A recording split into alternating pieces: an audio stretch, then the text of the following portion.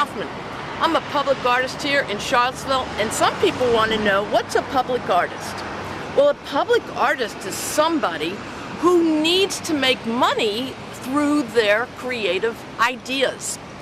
And here today, I'm visiting a very wonderful historic area of Belmont and Charlottesville Center, where I'm surrounded by the bridge that goes across Belmont that they're looking to revitalize. And then there's the pavilion for the concerts and the downtown mall over there, and this wonderful neighborhood where you have restaurants and an art venue, the Bridge. And so far, the Bridge has become a mecca for our cultural insight of what can happen, what's possible here in Charlottesville. And I'm so excited today because really people don't think about art as a business. And in fact, we even have a law firm such as McGuire Woods, and they have been representing a lot of the Charlottesville artists. They give sort of a indication as to business insurance liability and what you're responsible for as an artist who is inventive, who creates ideas for the general public, including the engineer department at UVA University, and also Montessori schools, and as well Waldorf School. Uses the music as a venue, but also as ideas to create and inspire and teach. And so JABA, which is the senior help organization inspired by need for people over 55, basically, or the Alzheimer's, and also they incorporate Montessori student children to gentrify or to get into a community setting where they can learn about the seniors as well as other community people with disabilities and how they are as human as we are all. And so little children, 3, 4, 5 years old, are sitting amongst the population that we don't always share experiences with. So that's one of the things that JABA does, but also in art, you can incorporate the veterans, the soldiers coming back into the community. There are so many possibilities to enable people to be creative and share their ideas and expressions in so many modalities. You can draw, you can throw paint at a wall, but certainly that is the technical, creative motivation, and then certainly the process itself. Once somebody gets into a niche, for instance, in my work, I like to sell my prints, and I do that for fundraisers. And here, for instance, is an abstract print that sells very well. People just love it, and I did this very spontaneously. Wasn't a planned design or composition, which is possible, especially if you're not formally trained or inhibited in any way by somebody who tells you you have to draw in the line, so to speak. If everybody draws in the lines, what do we have left? We have people drawing the same thing. So to be creative is to incorporate everything that we know is aesthetically possible. So, I mean, I could be very representational. And here is a landscape from Virginia, and it's just a place over in Ivy Road, and it actually now that farmhouse is a mansion. So that's what happens, you know, if you are recording things, you know, you can then see the changes historically, for instance. And here is a painting that I called Painting with the Cows. And by the time I got the painting done, the cows went away. So there's no cows in there. But still, I call it painting with the cows because the cows grazing was my inspiration.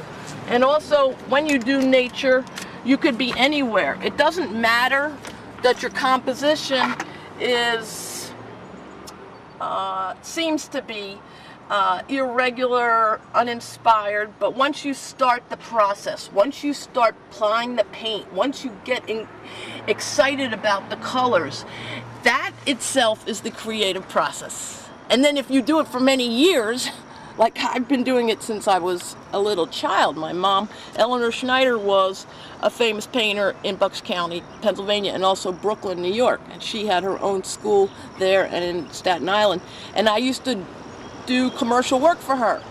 As how I got into the business of art, okay? And here is where we're at the Bridge right now, because the Bridge is here to enable artists to become professional and to be able to be inspired by their professionalism. Means the more they produce, the more they can have some cost of living for what they do to support that effort. So we're going to go into the Bridge, yay, and we're going to see what they're doing for our community at large.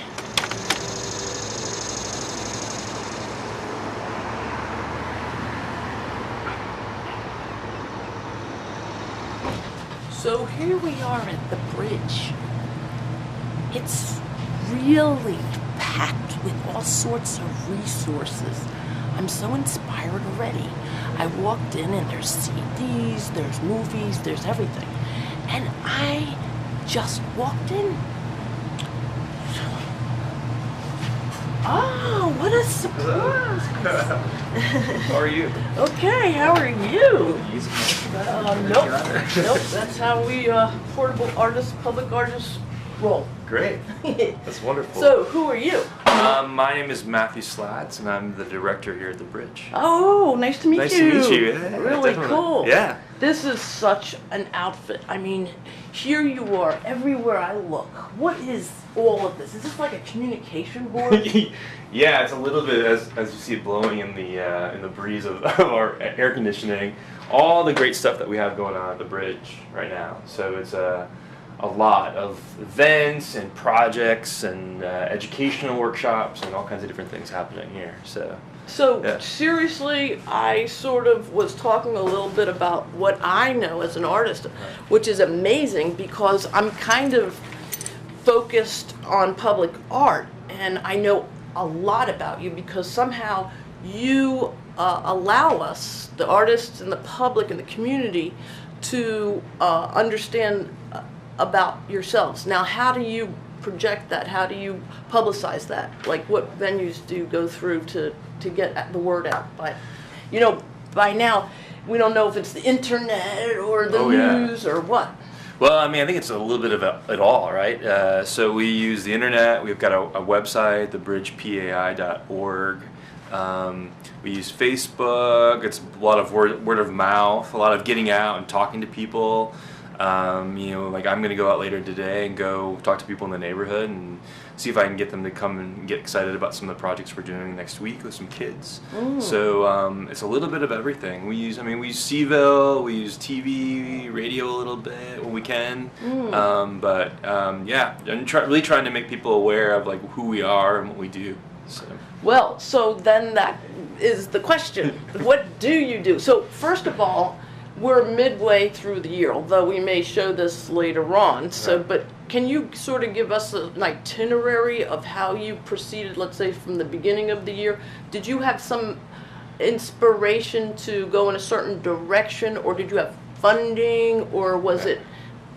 So I think it's a few things. So one, like we're trying to define ourselves as a creative hub. I mean, but what is a creative hub? So what we see that as is the community and artists coming together to really make Charlottesville a special place and keep it kind of the unique special place we all know it can be.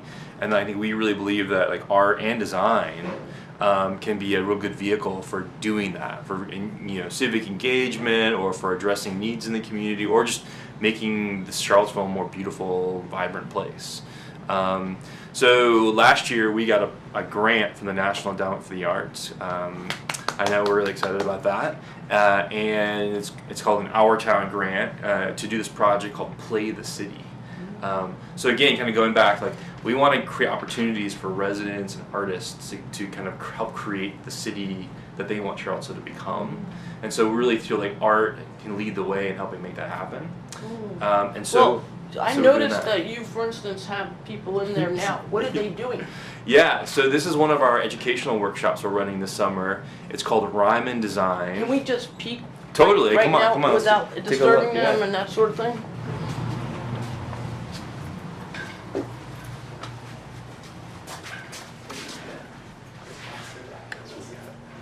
Any business, that's what people are after. Good brainstorm.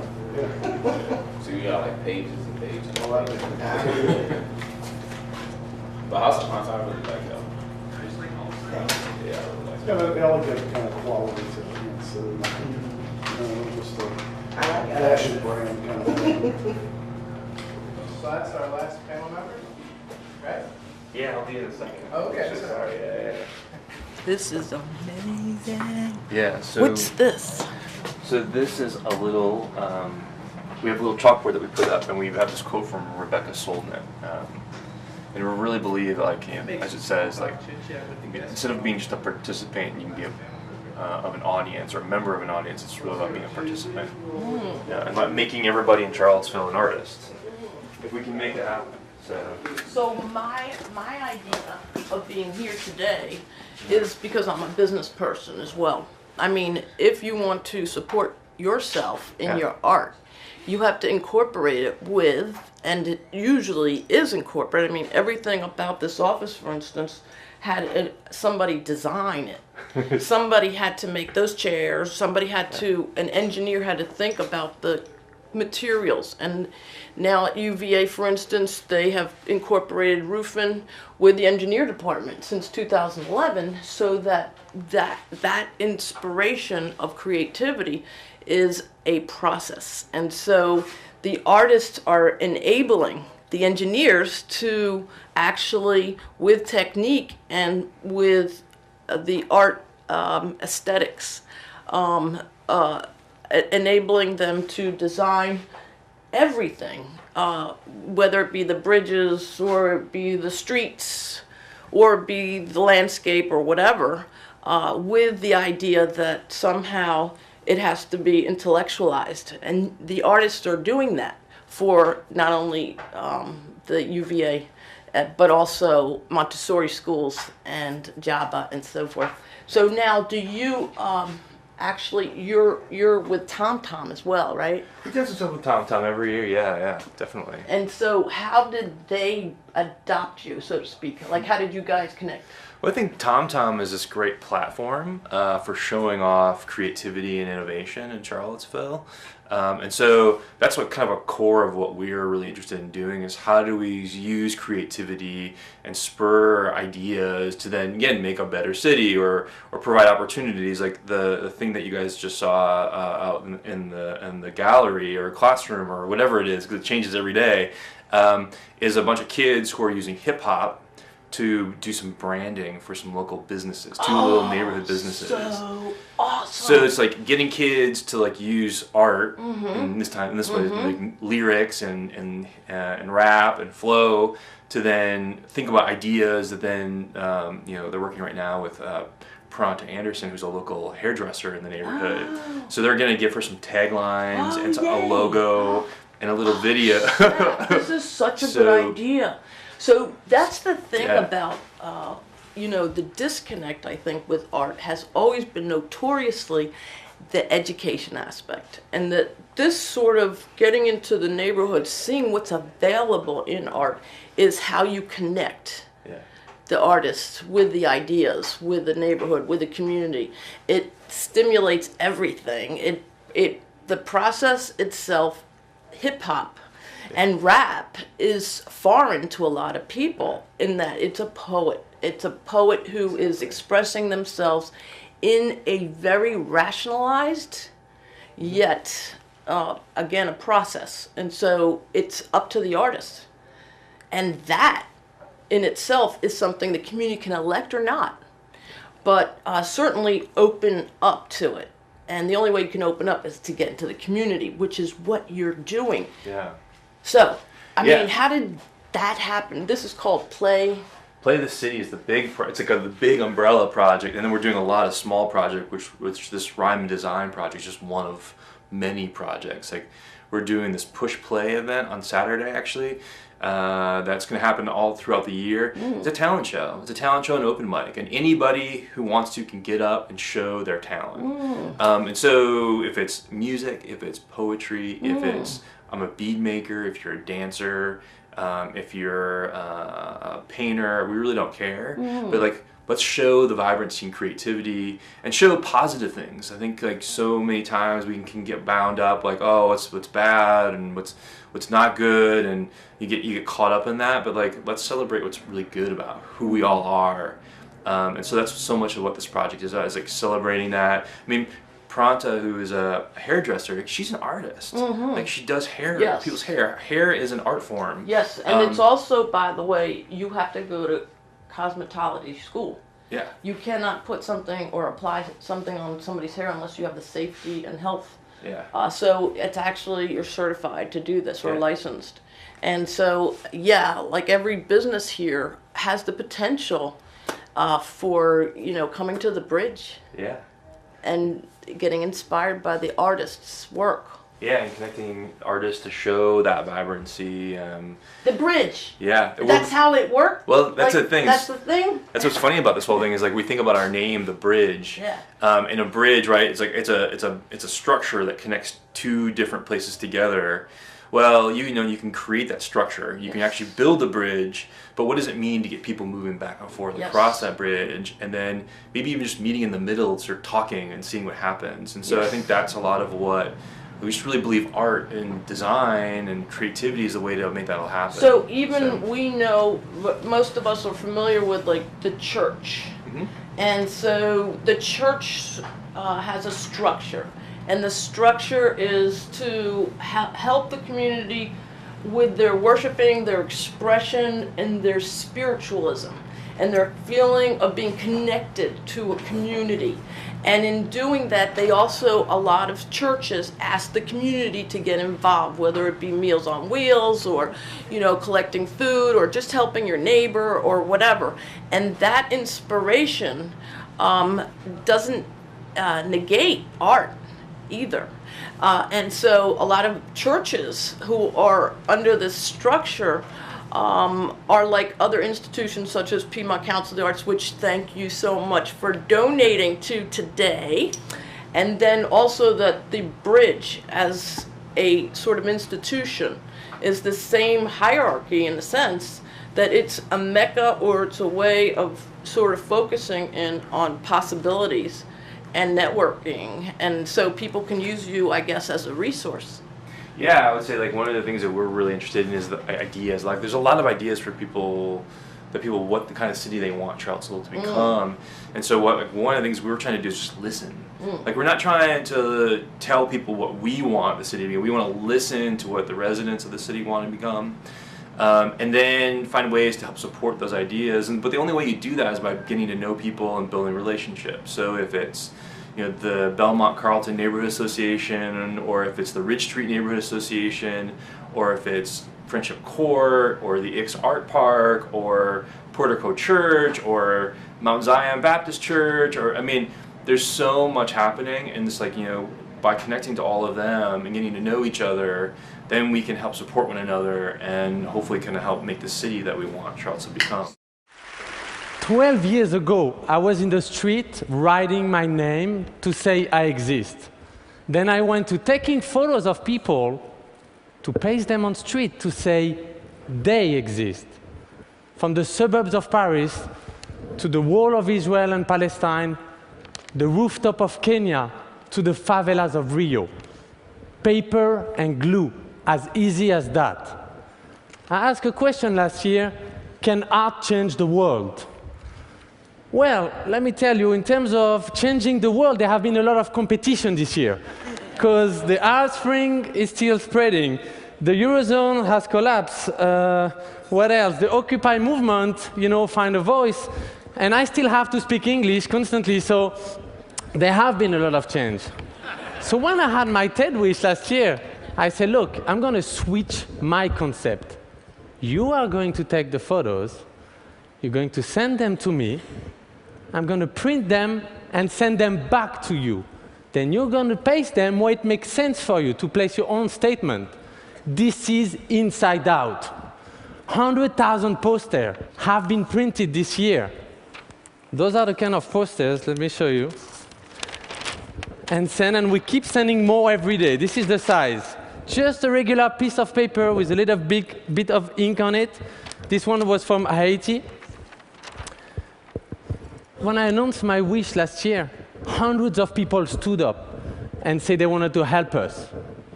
But I say it has to be under the condition I have always worked. No credit, no logos, no sponsoring. A week later, a handful of people were there, ready to rock and empower the people on the ground who wanted to change the world. These are the people I want to talk to you about today. 2 weeks after my speech, in Tunisia, hundreds of portraits were made. And they pasted every single portrait of the dictator by their own photos. Boom! This is what happened. Slim and his friends went to the countries and pasted hundreds of photos everywhere to show the diversity in the country. They really make Inside Out their own project.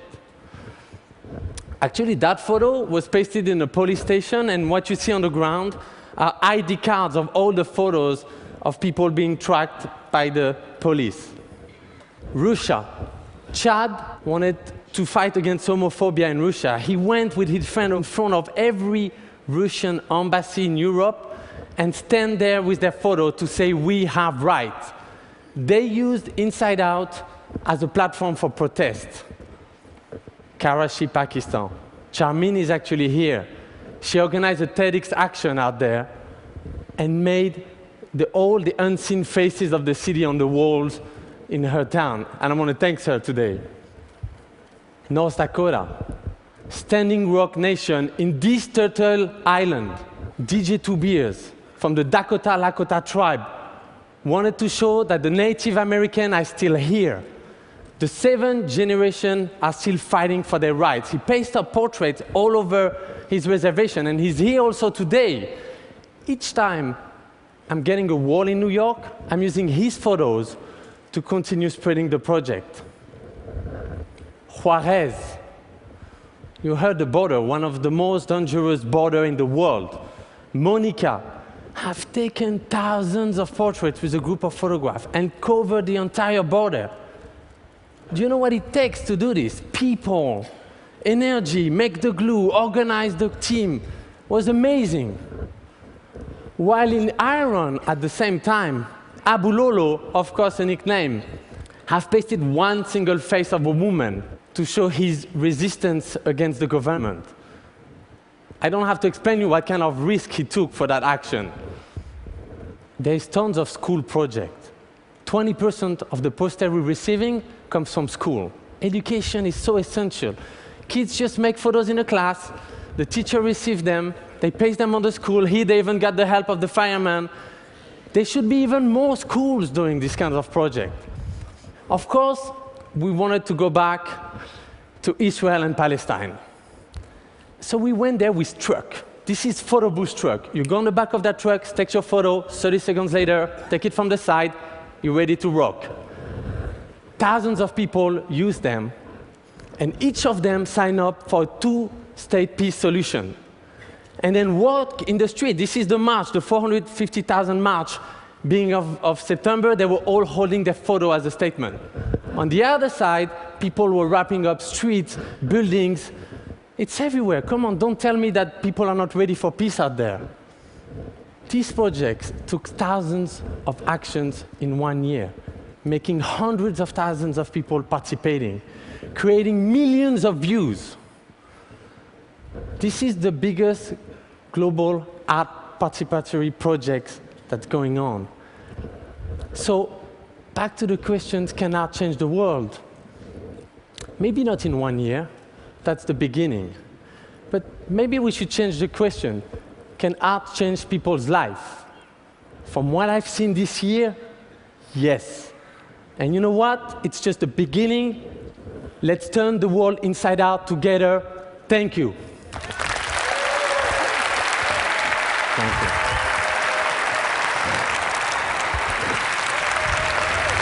Thank you.